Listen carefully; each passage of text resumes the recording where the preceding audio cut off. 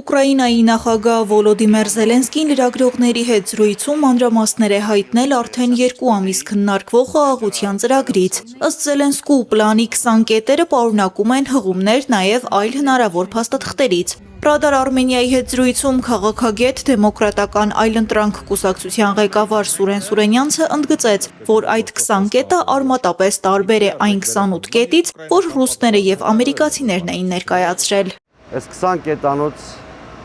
համաձայնագրում Ռուսաստանի ամենակարևոր կարմիր գծերից մեկը խախտված է։ Այսինքն հնարավորություն է թողնվում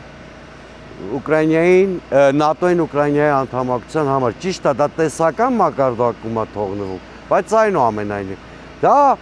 ռուսների ամենագլխավոր կարմիր գիծն է։ Ռուսների կարմիր գիծը սխալմամբ են ոմանք համարում տարածքները։ Ուկրաինայի ոչ միջուկային չեզոք կարգավիճակն է, ռուսների գլխավոր կարմիր գիծը։ Քաղաքագետը կարծում է, որ եվրոպացիների եւ ուկրաինացիների կողմից ներկայացված այդ փաստաթուղթը Մոսկվայի կողմից մերժվել է։ Նրա համար ակնհայտ է Եվրամիության անդամ երկրները շահագրգռված չեն շուտափույթ խաղաղության։ Ցավոք սրտի Ուկրաինայի էլիտան մի բան չի հասկացել, որ ինչքան պատերազմը շարունակվի, այնքան ավելի մեծ գին են իրենք վճարելու ի վերջո, որովհետեւ գետնի վրա իրողությունները բացարձակապես ներդաշնակ չեն այն պահանջների հետ, որ առաջ է քաշում Զելենսկին։ Սուրենյանցը համոզված է, որ պատերազմը կշարունակվի մինչև 2026 թվականի կեսերը։ Ըստ նրա, սա սերտորեն կապված է մեկ այլ հարցի հետ։ Եվրամիությունը ամեն դեպքում միջոցներ գտավ 90 միլիարդ դոլար նոր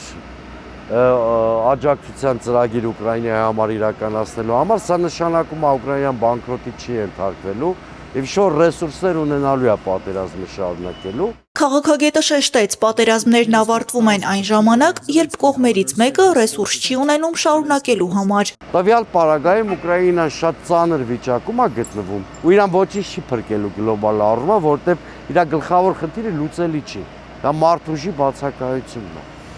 Դա ամենակարևոր պարամետրն է, որտեղ ինքը զիջում է Ռուսաստանին։ Սուրենյանցի խոսքով Միացյալ Նահանգները 2026-ին փորձելու է հասնել խաղաղության, որ իր ազգային անվտանգության նոր ռազմավարություններից է բխում։ Թրամփի վարչակազմը Ռուսաստանի մեջ թշնամի չի տեսնում ակնհայտորեն, բայց Ամերիկան այլևս աշխարհի միակ գերտերությունը չի եւ միայն նրա ցանկությամբ եթե կողմերը ունեն պատերազմը շարունակելու ռեսուրս, պատերազմը չի ավարտվի։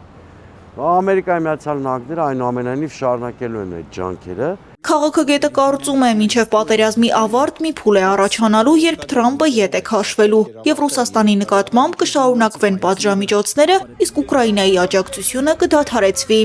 Լիլիթ Աբրահամյան, Սարգիս Հակոբյան, Ռադար Արմենիա։